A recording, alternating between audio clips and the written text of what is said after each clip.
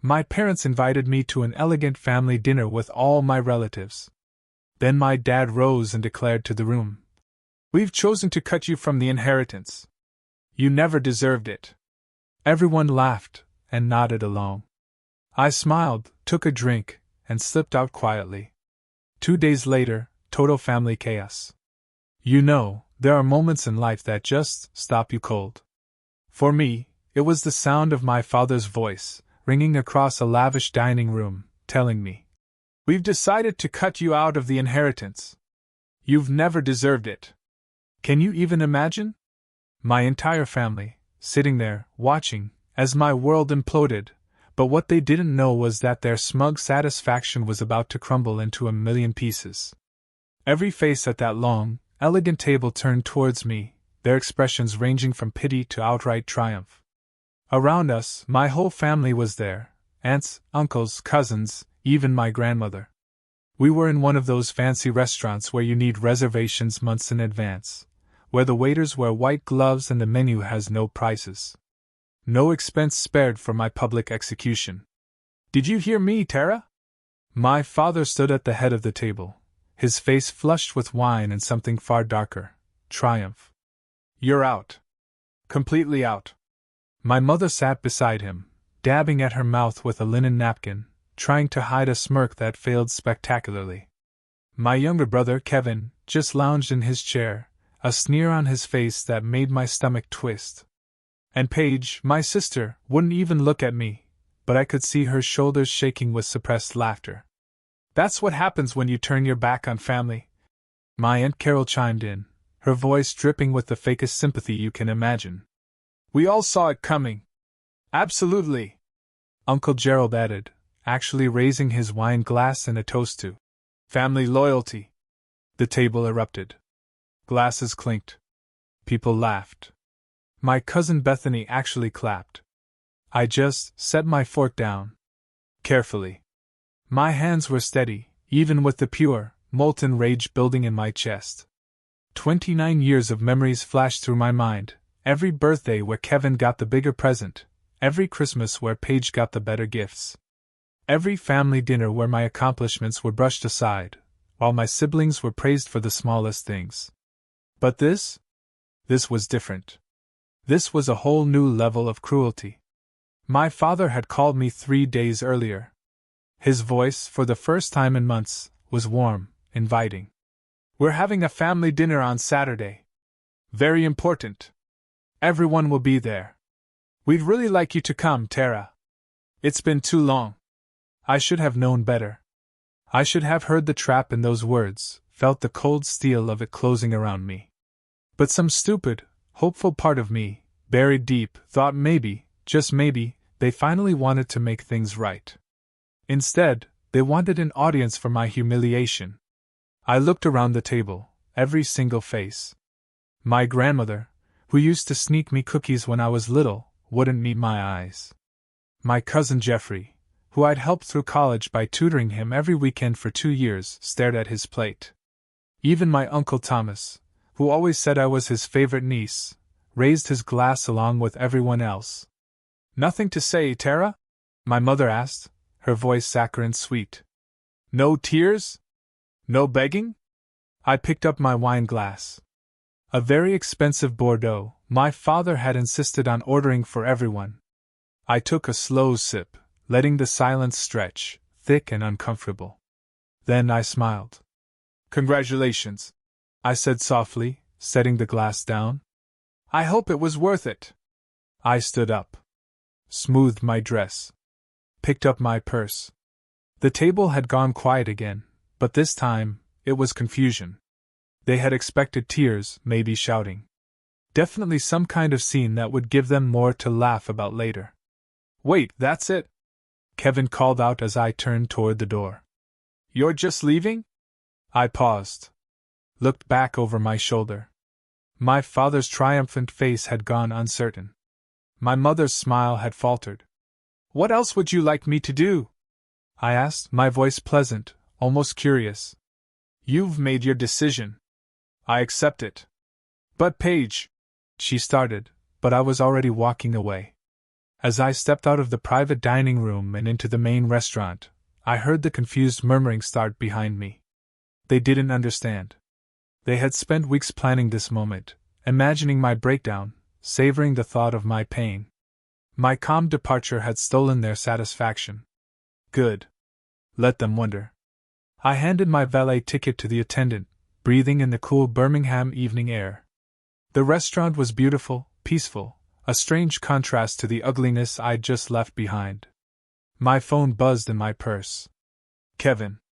Don't think you can change Dad's mind later. This is final. Deleted. Another text, this time from Paige. You always were dramatic. Deleted. The valet brought my car around. A modest sedan that I'd bought myself, paid for with my own money from my own job. Everything I had earned. And that, I realized, had always been the problem. I took the valet and slid behind the wheel. As I pulled away, I caught one last glimpse of the building in my rearview mirror. Somewhere inside, my family was probably already celebrating, already spending the money they thought they'd secured by cutting me out. They had no idea what was coming. 2 days. That was all it would take. I drove home on autopilot, my mind already 3 steps ahead. The anger that had been simmering during dinner now burned with cold, clear precision. They wanted to humiliate me. They wanted to break me. They thought I was weak, that I would crumble under their rejection. They had forgotten who taught me to be ruthless. My apartment was in a quiet neighborhood, 20 minutes from downtown. Nothing fancy, just a 1-bedroom with enough space for me and my cat, Winston. I'd moved here 6 years ago when I started working at Brightfin Wealth Management, one of the city's most prestigious financial advisory firms. I unlocked my door, and Winston immediately wound around my ankles, meowing for dinner.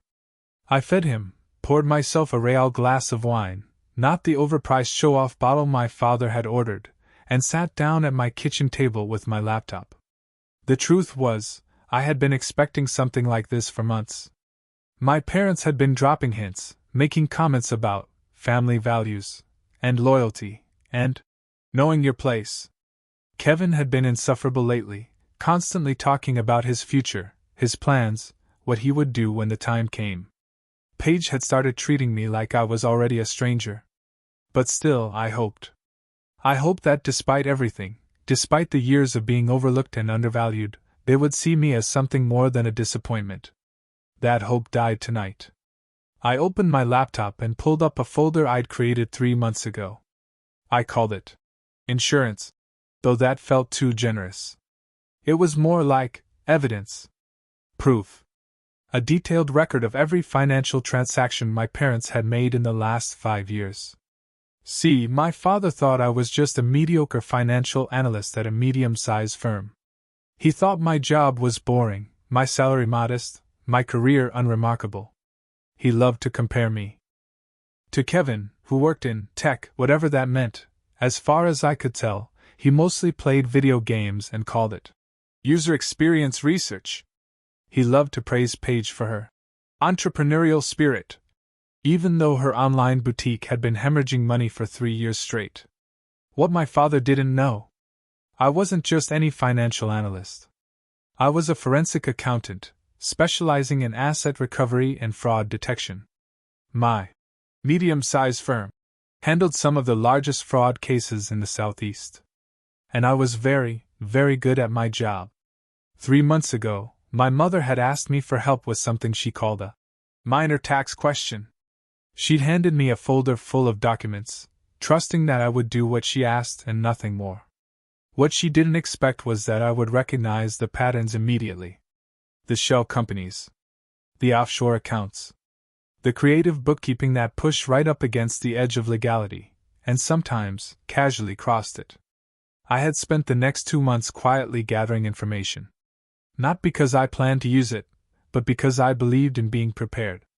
My father had built his small real estate empire through a combination of hard work, strategic investments, and, as it turned out, some very questionable financial practices. Now I sat at my kitchen table looking at spreadsheets that told a story my family absolutely did not want anyone to know. My father had been siphoning money from his business partners through complicated schemes that hid his profits and inflated his expenses. My mother had been using nonprofit organizations she claimed to support as personal piggy banks. Together, they had built a house of cards that looked impressive from the outside, but would collapse the moment anyone looked too closely.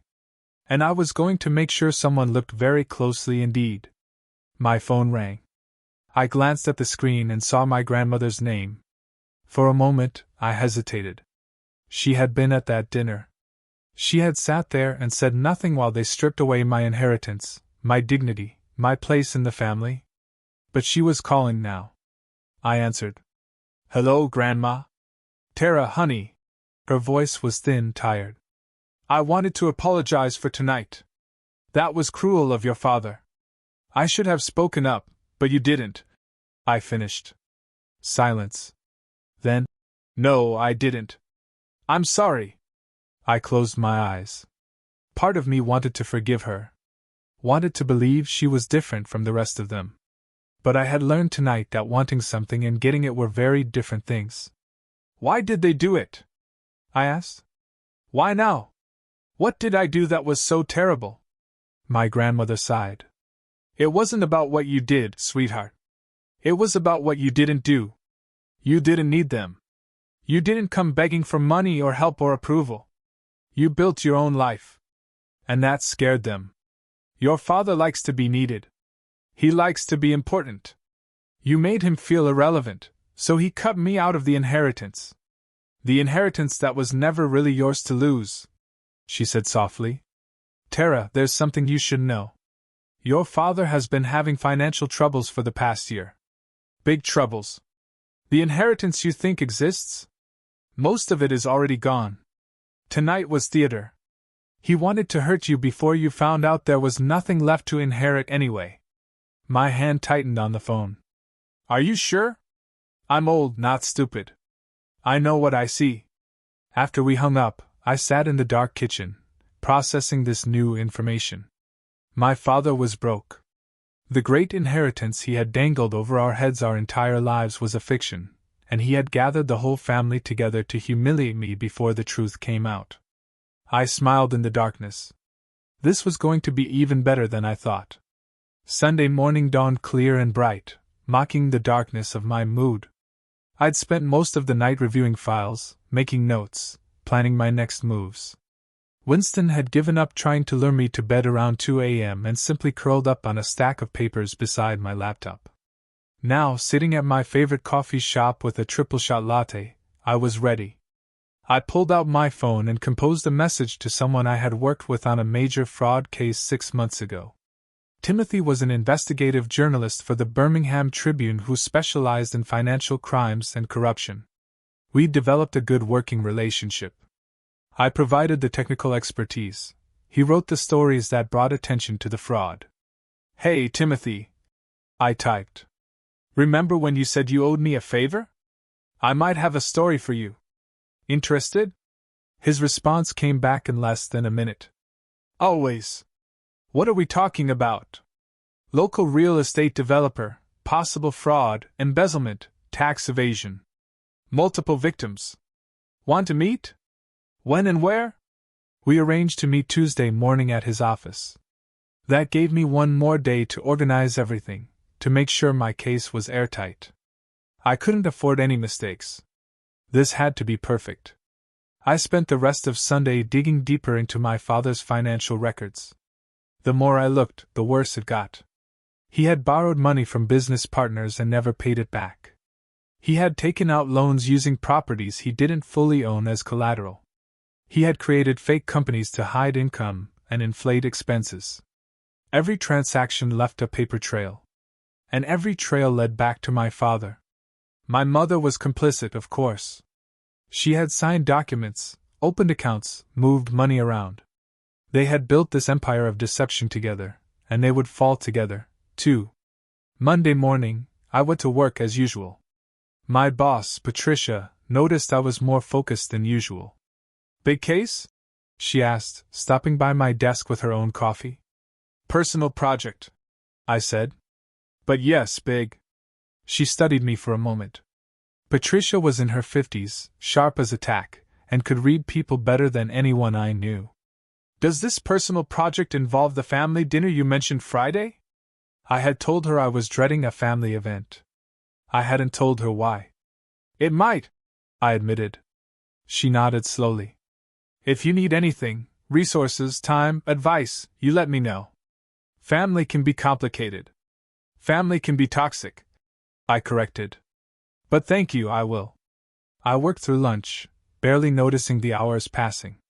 By the time 5 p.m. rolled around, I had compiled everything I needed for Timothy. Bank statements showing suspicious transfers, property records revealing fraudulent deals, email chains between my father and his business partners that proved he knew exactly what he was doing, contract agreements with forged signatures, tax returns that didn't match actual income. It was enough to send someone to prison. That evening, Kevin called. I let it go to voicemail. He called again. Ignored it. On the third call, I finally answered. What do you want, Kevin? Jesus, took you long enough. Look, Dad wants to talk to you.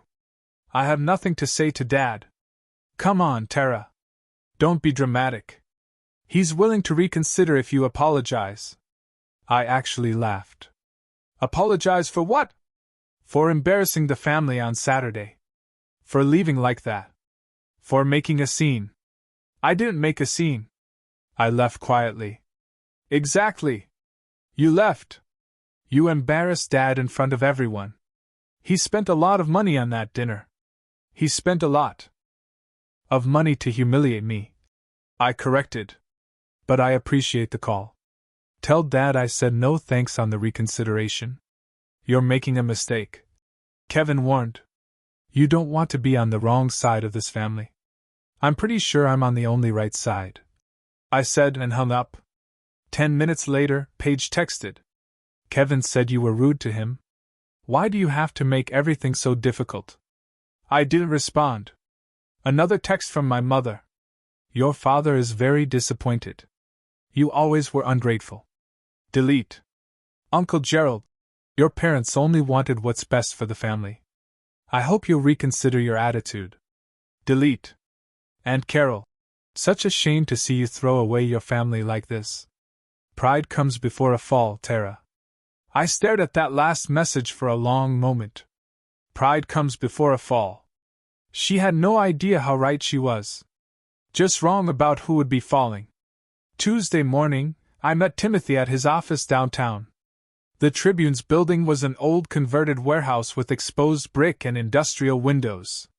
His office was cluttered with stacks of papers, coffee cups, and the faint smell of printer ink. You look tired, he observed as I sat down. Long weekend, I said. But worth it. I laid out everything I had brought. Documents, spreadsheets, timelines, evidence. Timothy's eyes grew wider with each page. Holy hell, he breathed. This is massive. How long has this been going on? At least 5 years, probably longer. I only have access to the last 5 years of records. And the victims? Multiple business partners who lost money, nonprofit organizations that got donations they never received, investors who bought into projects that don't exist. The list goes on. Timothy leaned back in his chair, running his hands through his hair. This could take down more than just your father. This could expose an entire network of corruption in Birmingham's real estate sector. I know, I said quietly. He looked at me carefully. These are your parents, Tara. Are you sure you want to do this? I thought about Saturday night. The laughter, the mocking, the way they had all looked at me like I was nothing, like I had never mattered. I'm sure, I said. Okay. Timothy nodded. Give me 3 days. I need to verify some of this independently, talk to sources, build the story properly. Can you wait 3 days? I smiled. I've waited 29 years. 3 more days won't kill me. Wednesday morning started like any other day, except for the nervous energy buzzing under my skin. Timothy had my information. The investigation was underway. All I had to do was wait. And act normal. Acting normal proved harder than I expected. At work, I kept checking my phone, expecting updates from Timothy. None came. He was being thorough, which I appreciated, but the waiting was torture.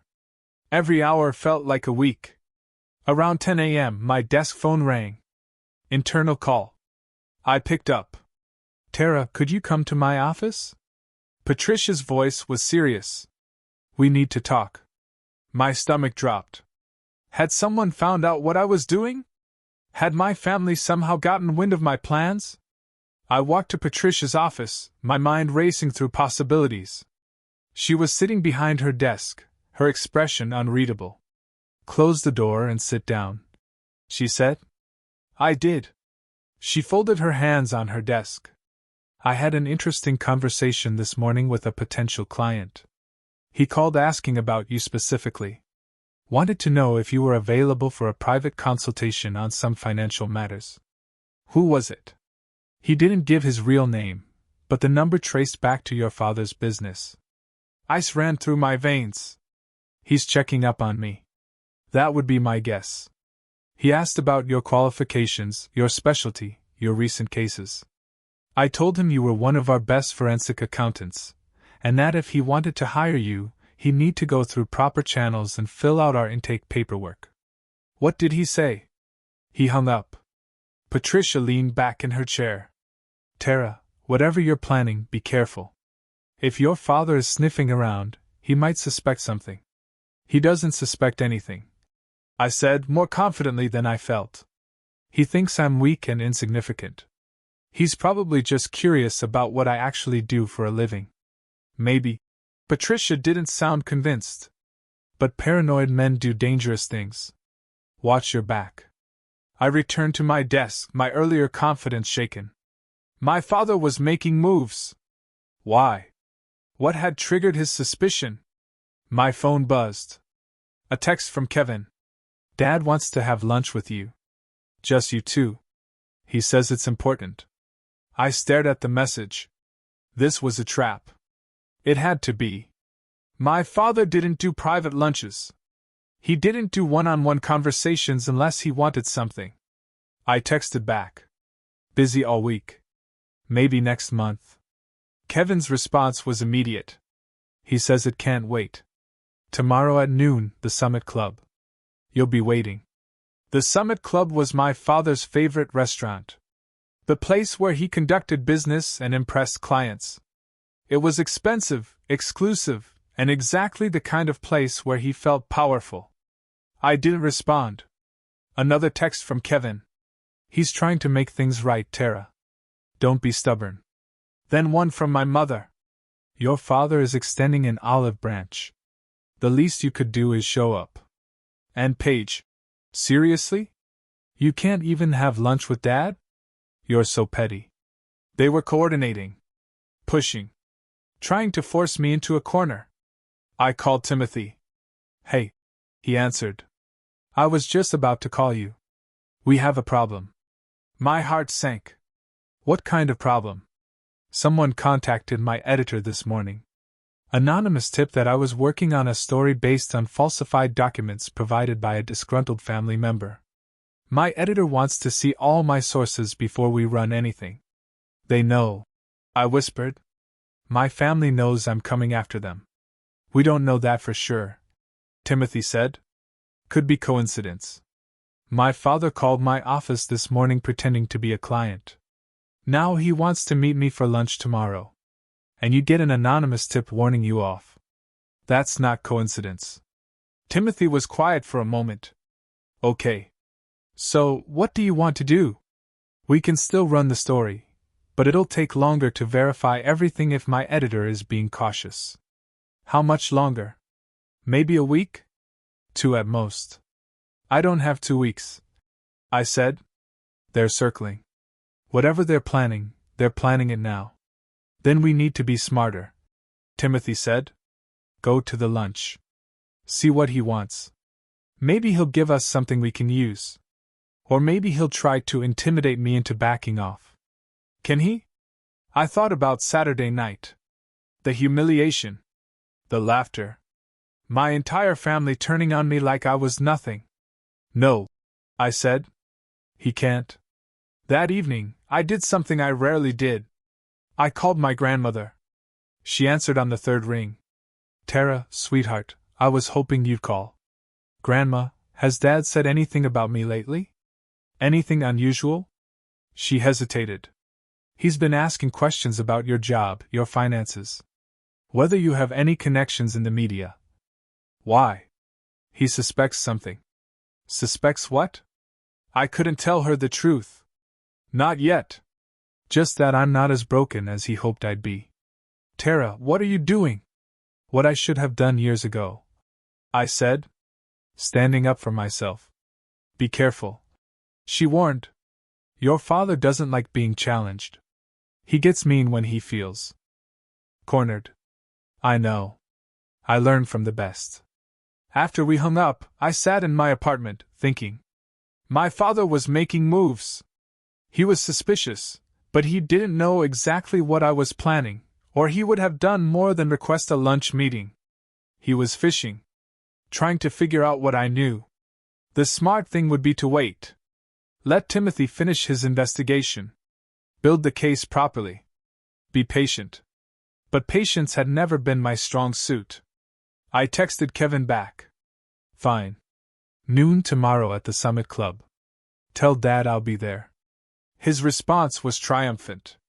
Good choice. He'll be pleased. I doubted that very much. That night I couldn't sleep. I kept running through scenarios in my head. What would my father say? What would he offer? Would he try to bribe me, threaten me, manipulate me into thinking I'd imagined everything? Around 2 a.m., I got up and made tea. Winston followed me into the kitchen, meowing his disapproval at the late hour. I know, buddy. I told him. I'm being ridiculous. But I wasn't. I was being careful. Thorough. Strategic. I pulled out my laptop and reviewed everything one more time. The evidence was solid. The paper trail was clear. Even if my father suspected something, he couldn't erase what he'd already done. The transactions existed. The fraud was real. The victims were real. Tomorrow, I would sit across from my father and listen to whatever story he wanted to tell. I would smile and nod and let him think he was winning. And then I would watch his world burn. Thursday morning arrived too fast. I dressed carefully, professional, but not intimidating, confident, but not aggressive. I wanted my father to see me as the daughter he thought he knew, not the woman who was about to destroy him. The Summit Club was downtown, on the top floor of one of the city's oldest buildings. I arrived exactly at noon and gave my name to the hostess. Mr. Anderson is already here, she said. Right this way. My father sat at a corner table with a view of the city. He stood as I approached, smiling like nothing had happened on Saturday night. Tara, sweetheart, thank you for coming. I sat down. No hug. What do you want, Dad? His smile faltered slightly. Can't a father want to have lunch with his daughter? Not this father. Not this daughter. Not anymore. He sighed, sitting down. I suppose I deserve that. Saturday night was harsh. Your mother and I have been talking and we think we were too hasty. Too hasty in cutting me out of the inheritance? Or too hasty in humiliating me in front of the entire family? Both, he admitted. We let emotion get the better of us. A waiter appeared with water and menus. My father ordered a scotch. I ordered nothing. You're not eating? He asked after the waiter left. I'm not staying long. Say what you need to say. He studied me across the table, and I saw something flicker in his eyes. Confusion, maybe concern. This wasn't going how he'd planned. Tara, I want to make things right between us. The inheritance situation was a mistake. We're willing to reconsider. Willing to reconsider. I repeated. How generous. Don't be sarcastic. I'm trying to fix this. Why now? What changed between Saturday and today? He shifted in his seat. Your mother feels guilty. She thinks we were too harsh. Mom doesn't feel guilty about anything she does. I said. Try again. The waiter brought his scotch. My father took a long sip before answering. Fine. You want the truth? We're concerned about you. After Saturday, we expected you to call, to fight back, to do something. Instead, you just disappeared. That's not like you. You don't know what's like me. You never bothered to find out. That's not fair. Saturday night wasn't fair, I countered. Spending 29 years watching you worship Kevin and Paige while treating me like an inconvenience wasn't fair. So forgive me if I don't care about your definition of fairness. My father's jaw tightened. There it was. The temper I remembered from childhood. Watch your tone. I'm still your father. Biologically, yes. In every way that matters? Debatable. He set his glass down hard enough that nearby diners glanced over. I don't know what's gotten into you, but this attitude needs to stop. I'm offering you a chance to come back into the family, to restore your inheritance. Don't throw that away because of pride. It's not about pride, I said calmly. It's about self-respect. Something I should have developed years ago. Tara, why did you call my office yesterday? The question caught him off guard. What? You called Bright Wealth Management yesterday morning. Pretended to be a potential client. Asked questions about me. Why? He recovered quickly. I wanted to understand what you do. Your mother and I realized we don't know much about your career. Liar. The word hung between us like a grenade. Excuse me? His voice went dangerously quiet. You're lying. You didn't call because you care about my career. You called because you're worried about something. What is it, Dad? What are you afraid I know? His face went carefully blank. I don't know what you're talking about. Yes, you do. We stared at each other across the table. This was the moment I could back down, pretend I was imagining things, accept his fake olive branch. Or I could push forward and show him I wasn't the weak daughter he thought I was. How's business, Dad? The real estate market must be challenging these days. It's fine, really? Because I heard you've been having some financial difficulties. Cash flow problems. Partner disputes. That kind of thing. His eyes narrowed. Who told you that? Nobody told me. I figured it out. There's nothing to figure out. My business is solid. Is it? Because from what I've seen, your business is built on fraud, embezzlement, and tax evasion. But hey, what do I know? I'm just a disappointing daughter with a boring job. The color drained from his face. What did you just say? You heard me, Dad. I don't know what kind of game you think you're playing. No game. Just facts. You've been stealing from your partners for years, using fake companies to hide income, taking money from nonprofits. I have documentation of everything. He leaned forward, his voice low and threatening. You don't know what you're talking about. And if you spread rumors like that, I'll sue you for defamation so fast your head will spin. It's not defamation if it's true. And it's not rumors if I have bank statements, tax returns, and email chains proving everything. For the first time, I saw fear in my father's eyes. Real, genuine fear. You're bluffing. Am I? Want to take that chance? He grabbed his scotch and downed the rest of it in one gulp. What do you want? Money? Fine. I'll write you a check right now.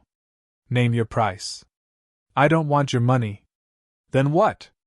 I want you to face consequences for what you've done. To me. To your partners. To everyone you've ever used and thrown away. You ungrateful little. He caught himself, glancing around at the other diners. When he spoke again, his voice was controlled, but I could hear the rage underneath. I gave you everything. A roof over your head, food on the table, an education. This is how you repay me? You gave me the bare minimum while giving Kevin and Paige the world. And now you want gratitude? If you do this, if you try to destroy me, you'll regret it. I promise you that. Is that a threat? It's a warning. You think you're clever, but you have no idea what you're up against. I have lawyers, connections, friends in very high places. You're a junior analyst at a mid-level firm. You can't win this fight. I stood up, slinging my purse over my shoulder. We'll see about that. Tara, sit down. We're not finished. Yes, we are. I walked away, my heart pounding so hard I thought it might burst out of my chest. Behind me, I heard my father calling my name, then swearing quietly. Good. Let him be scared. Let him wonder what I was planning. I made it to my car before my hands started shaking. I gripped the steering wheel, taking deep breaths, trying to calm down. That had been more intense than I expected. My father was scared, which meant he would fight back. This was about to get ugly. My phone rang. Timothy, tell me you have good news. Mixed news, he said. My editor approved the story, but he wants to hold it until we have comments from all parties involved. That means we need to contact your father for his side of the story before we publish. When? Tomorrow morning. I'll email him a list of questions and give him 48 hours to respond. He's not going to respond. He's going to lawyer up and try to kill the story. Probably, but ethically, I have to give him the chance. I closed my eyes. Okay. Do it. And Timothy, be ready. When this breaks, it's going to get messy. I know. Are you ready? I thought about the lunch I just had. The look on my father's face when I confronted him. The way he tried to threaten me, bribe me, intimidate me. Yeah, I said. I'm ready. That afternoon, everything changed. I was back at my desk, trying to focus on work, when Patricia appeared beside me again. Conference room, now. Bring your phone. Something in her voice made me move fast. I followed her to the conference room where 3 other senior partners were already waiting. Sit down, Tara, Patricia said. Saturday. We received a call this afternoon from a law firm representing someone named Howard Anderson. They're threatening to sue our firm for defamation, harassment, and corporate espionage. They claim you've been stealing confidential information and spreading false allegations about their client. My father had made his first move. The conference room felt smaller suddenly, the air thick with tension. 4 senior partners stared at me, waiting for an explanation. Who is Howard Anderson? Asked Gerald, one of the founding partners. My father, I said quietly. The room went silent. Your father is threatening to sue us because of something you did. Gerald's voice rose. Would you care to explain? I took a deep breath. This was it. The moment where I either defended myself or let my father intimidate me into silence. 3 months ago, my mother asked me for help with what she called a tax question. She gave me documents from my father's business. When I reviewed them, I noticed patterns consistent with financial fraud. I documented what I found. And then what? Patricia asked. I gave the information to an investigative journalist. He's been verifying it independently. Tomorrow, he's going to contact my father for comment before publishing a story. Gerald looked like he might have a stroke. You used company resources to investigate your own father? No. I used my personal time and my own computer. The only company resource I used was my professional expertise, which I'm entitled to apply to any situation. That's a technicality. Another partner, Susan, interjected. You're employed by this firm. Any work you do reflects on us.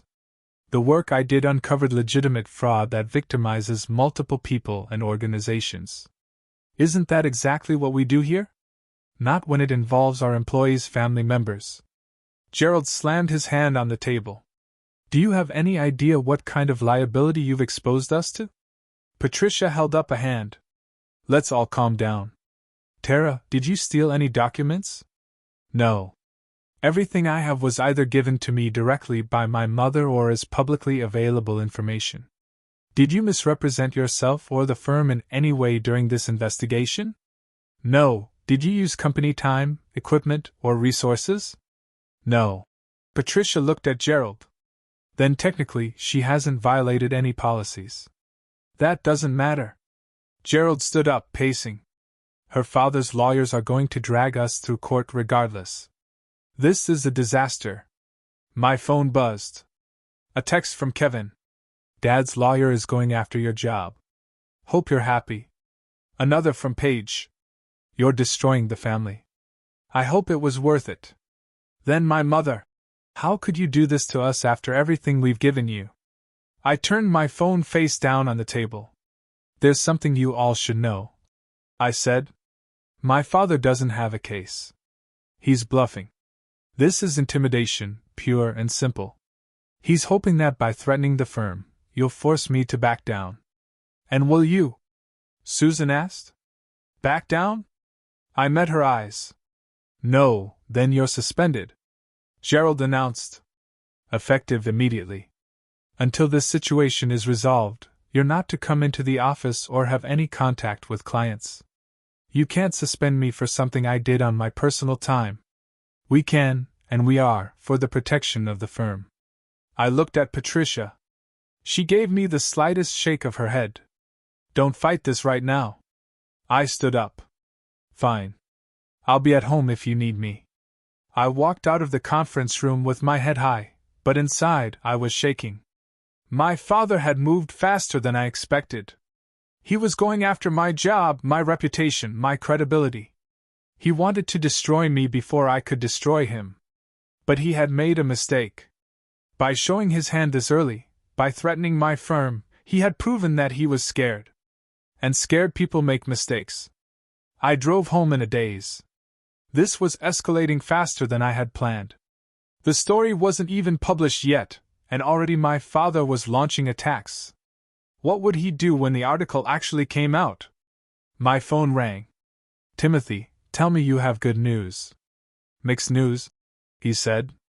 I heard about your firm. I'm sorry. How did you? Your father's lawyer called my editor, too. Threatened us with a lawsuit if we publish anything. Claimed you're a disgruntled daughter spreading malicious lies. Are you backing off? Hell no. But my editor wants to move up the timeline. We're publishing tomorrow morning instead of next week. We're not giving your father time to bury this story. Tomorrow? The article would be public tomorrow. Okay, I said. Do it. Tara, are you sure? Once this is out there, there's no taking it back. I thought about Saturday night, the humiliation, the laughter, my father's smug face as he announced I was cut out of the inheritance. Then I thought about today's lunch. The threats, the intimidation, the way he had tried to destroy my career. I'm sure. All right. The article goes live at 6 a.m. I'll send you a link when it's up. After we hung up, I sat in my car in my apartment parking lot. Tomorrow morning, my father's world would start to crumble. By noon, everyone in Birmingham would know what he had done. By evening, his business partners would be calling their lawyers. And I would be the one who made it happen. My phone buzzed again. Another text from Kevin. Whatever you think you know, you're wrong. Dad's a good man. I stared at that message for a long time. Kevin honestly believed it. They all did. They had bought my father's carefully constructed image of the successful businessman, the devoted family man, the pillar of the community. They had no idea who he really was. I went inside and fed Winston, poured a glass of wine, and tried to eat something. I couldn't. My stomach was in knots. I kept checking my phone, watching the minutes tick by. 20 hours until the article published. 20 hours until everything changed. Around 8 p.m., my grandmother called. Tara, what's happening? Your father called me tonight. Very upset. He says you've been spreading lies about him. They're not lies, Grandma. What do you mean? I told her everything. The fraud. The embezzlement. The fake companies. The stolen money. I told her about the article coming out tomorrow morning. When I finished, she was quiet for a long time. Tara, sweetheart, you need to understand something. Your father comes from a family that values loyalty above everything. What you're doing, exposing him publicly? That's the worst kind of betrayal in his eyes. He betrayed me first. He's been betraying people for years. I know. And he deserves to face consequences. But you need to be prepared for what comes next. Your father won't go down quietly. He'll fight back with everything he has. I know. And the rest of the family will take his side. They always do. I know that too. Then you also know that after tomorrow, you'll be completely alone. No family. No support. Are you prepared for that? I looked around my small apartment. Winston was curled up on the couch, purring softly. My laptop sat on the kitchen table, full of evidence that would bring down my father's empire. My phone was silent now, but tomorrow it would explode with messages. Some supportive, most accusatory. Yes, I said. I'm prepared. Because the truth was, I had been alone for a long time. Saturday night just made it official. Then I'll pray for you, Grandma said softly. And Tara, for what it's worth, I'm proud of you. What you're doing takes courage. Thank you, Grandma. After we hung up, I sat in the darkness of my apartment, waiting for morning. Waiting for the article. Waiting for everything to fall apart. I didn't sleep that night.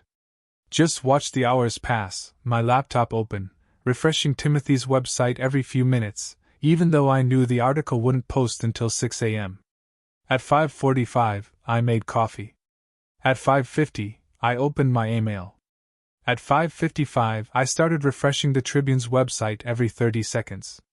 At exactly 6 a.m., Timothy's article went live. The headline read, Local real estate developer Howard Anderson accused of fraud, embezzlement, and tax evasion. I clicked the link and started reading.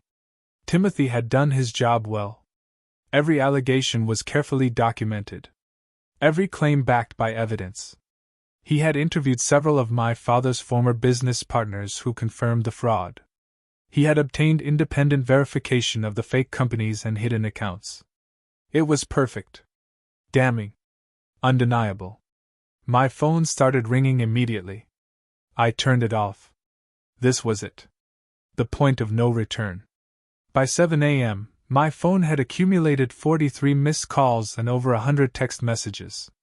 I turned it back on just long enough to see who was trying to reach me. Kevin, 17 calls, 12 texts, all variations of, How could you? And, You've destroyed everything. Paige, 9 calls, 23 texts, increasingly hysterical. The last one read, Dad's crying. Are you happy now? My mother, 8 calls, no texts. She preferred to deliver her venom verbally. Various aunts, uncles, and cousins, too many to count. All saying roughly the same thing. I was a traitor, a liar, a disgrace to the family name. Only one message stood out. From my grandmother. The truth always comes out eventually. Stay strong. I made myself breakfast, eggs and toast that I barely tasted, and opened my laptop. The Tribune's website had exploded. Timothy's article had been shared thousands of times. The comment section was a war zone, split between people defending my father and people demanding his arrest. Local news channels had picked up the story. I watched one broadcast on my laptop, seeing my father's business headquarters surrounded by reporters. The anchor spoke in serious tones about allegations of fraud and the ongoing investigation. My doorbell rang. I looked through the peephole and saw Kevin standing outside, his face red with rage. Paige stood beside him, arms crossed. I didn't open the door. Kevin pounded on it. Tara, open up! We know you're in there! Go away! I called through the door. Not until you explain yourself! Paige yelled. How could you do this to Dad? To all of us? Everything in that article is true. You know it is. It doesn't matter if it's true, Kevin shouted. You don't air your family's dirty laundry in public. You don't destroy your own father. He destroyed himself. I just documented it. More pounding. Open this door right now, Tara. Or I swear, or what? You'll cut me out of the inheritance? Too late. You'll humiliate me in front of the family? Already done. Face it, Kevin. You have no power over me anymore. The pounding stopped. I heard low, furious voices conferring. Then Paige spoke, her voice dripping with false sweetness. Tara, please. Let's talk about this like adults. Dad wants to work this out. He's willing to forgive you if you'll just publicly retract everything. I almost laughed. Tell Dad that's not happening. You're making a huge mistake, Kevin warned. Dad's lawyer is already preparing a defamation suit. You're going to lose everything. Your job, your reputation, your credibility. Is revenge really worth that? This isn't revenge. It's justice. Call it whatever you want. You're still going to regret this. They left eventually, but not before Kevin kicked my door hard enough to leave a scuff mark. I watched through the peephole as they got into Kevin's car and drove away, probably heading straight to my parents' house to report back. My phone rang. Patricia. Hello, Patricia. Tara, have you seen the article? Yes. It's causing quite a stir. I've had 3 calls this morning from reporters asking about you, about whether the firm knew about your investigation. What did you tell them? That you acted independently and that we can't comment on ongoing matters. But Tara, this changes things. The evidence you gathered? It's legitimate. Gerald and the other partners are reviewing everything, and it looks like your father's threats were empty. He can't sue us for defamation when everything is true. Does that mean I'm not suspended anymore? Patricia paused. The partners are meeting this afternoon. I'll call you after, but between you and me, I think they're going to reinstate you. What you uncovered is massive. This is exactly the kind of case we built our reputation on. After we hung up, I let myself feel a small moment of relief. My job was safe. My career would survive. But the real battle was just beginning. At 10 a.m., my phone rang with a number I didn't recognize. Against my better judgment, I answered. Tara. My father's voice, rough and tired. We need to talk. We have nothing to talk about. Please, just 5 minutes. That's all I'm asking. Something in his tone made me pause. He sounded defeated, broken, nothing like the confident, threatening man from yesterday's lunch. 5 minutes, I said. Thank you. I want you to know that I never meant for things to get this bad between us. Saturday night was a mistake. The lunch yesterday was a mistake. I was scared and angry and I lashed out. You've been lashing out at me for 29 years. I know. And I'm sorry. But this article, this public humiliation, this goes too far. You're destroying more than just me. You're destroying the whole family. The family destroyed itself when everyone chose to laugh at me instead of standing up for me. Tara, I'm begging you. Call the reporter. Tell him you were mistaken. Tell him you acted out of anger after Saturday night. We can say you misunderstood some documents, that you didn't have the full picture. My lawyers can work with their lawyers and we can make this go away. No, why not? What do you gain from this? You've already made your point. You've shown everyone that you're not someone to be pushed around. You've won. Now let it go. I haven't won anything yet. You're still free. You still have your business. You haven't faced any real consequences. The article is consequence enough. My partners are abandoning me. My clients are demanding their money back. The bank is calling in my loans. I'm finished, Tara. You've destroyed me. Isn't that enough? Silence. Then, in a voice colder than I'd ever heard from him. Then you've made your choice. Don't expect mercy from me. He hung up. I sat there, staring at my phone, processing what had just happened. My father had gone from begging to threatening in the span of one conversation. He was desperate, which made him dangerous. But I was done being scared of him. The afternoon brought more chaos. Local news vans appeared in my apartment complex parking lot. Reporters knocked on my door asking for interviews. I ignored them all. Patricia called at 3 p.m. with good news. You're reinstated, effective immediately. The partners reviewed your evidence and agreed that you acted appropriately. In fact, we're considering taking on some of your father's victims as clients if they want to pursue civil cases. Me? You're the expert on his financial crimes. You know his methods better than anyone. Are you comfortable with that? I thought about it. Taking on my father's victims as clients meant I would be directly involved in his downfall.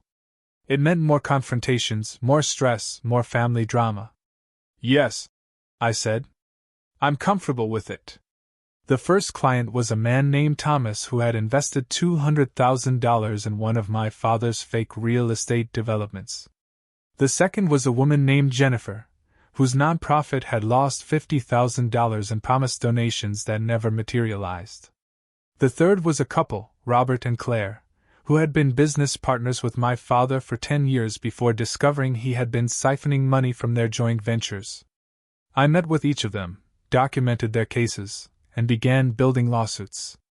Each conversation revealed more layers of my father's deception. Each story showed another life he had damaged in his pursuit of wealth and status. By Wednesday, my father's lawyer had filed motions to freeze all investigations, claiming prosecutorial misconduct and bias. The motions were denied. By Thursday, 2 of my father's business partners had filed criminal complaints. The state attorney general announced that formal charges were forthcoming. By Friday, exactly 1 week after the article published, my father was arrested. I was at work when I got the news. Timothy sent me a text with a link to a video. I clicked it and saw my father in handcuffs, being led out of his office by federal agents. Reporters swarmed around him, shouting questions. His lawyer tried to shield him from cameras. My father looked directly at one camera, his face twisted with rage and humiliation. I felt nothing. No satisfaction, no guilt, no triumph. Just a cold, empty certainty that justice was finally being served. My phone exploded with messages. Kevin, I hope you're proud of yourself. Paige, you did this. This is your fault. My mother, you've destroyed your father. I will never forgive you. Various relatives, accusations, insults, disownments. And then one message from my grandmother. He made his choices. You made yours. I'm proud of you for standing up for what's right. That night, I went home and finally allowed myself to feel the anger, the hurt, the years of being overlooked and undervalued. The humiliation of Saturday night 2 weeks ago. The fear during the confrontation at lunch. The stress of watching everything unfold. I cried for an hour. Winston curled up beside me, purring. When I was done crying, I felt lighter, cleaner, free. My father was facing justice. His victims would get their day in court. And I had proven to myself that I was stronger than anyone, including me, had realized. The trial began 3 months later. By then, the case against my father had grown to include 18 counts of fraud, 12 counts of embezzlement, and 7 counts of tax evasion. His business had collapsed completely. His assets had been frozen. His reputation was destroyed. I attended every day of the trial, sitting in the back of the courtroom. My father never looked at me. My mother, Kevin, and Paige sat on the opposite side, their faces masks of anger and grief. The prosecution called me as a witness on day 4. I walked to the stand, placed my hand on the Bible, and swore to tell the truth. The prosecutor was a woman named Catherine, sharp and thorough. Miss Anderson, can you explain how you first discovered your father's fraudulent activities? I walked the court through everything, the documents my mother had given me, the patterns I noticed, the investigation I conducted. I explained each piece of evidence calmly and professionally. My father's lawyer tried to discredit me during cross-examination. Isn't it true that you were angry with your father? Yes. And isn't it true that you wanted revenge? I wanted justice. But you admit you were motivated by anger. I was motivated by the truth. My anger was justified, but it didn't change the facts. The fraud happened whether I was angry about it or not. The lawyer tried different angles, but I had prepared for this. Every question, every attempt to paint me as a vengeful daughter, I deflected with facts and evidence. When I stepped down from the stand, I felt my father's eyes on me for the first time. I looked directly at him. He looked old, suddenly diminished. All the power and confidence that had defined him was gone. The trial lasted 6 weeks. The jury deliberated for 2 days. Guilty on all counts. I was at work when the verdict came in. Patricia called me into her office, and we watched the news conference together. The prosecutor stood outside the courthouse, flanked by several of my father's victims, announcing the conviction. "Justice has been served today," Catherine said.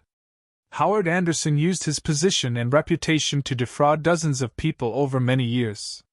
Thanks to the courage of whistleblowers and victims who came forward, he will now face the consequences of his actions." Sentencing was scheduled for 3 weeks later. In the meantime, my life continued to shift. My clients, the victims I had helped, expressed their gratitude. Some sent flowers,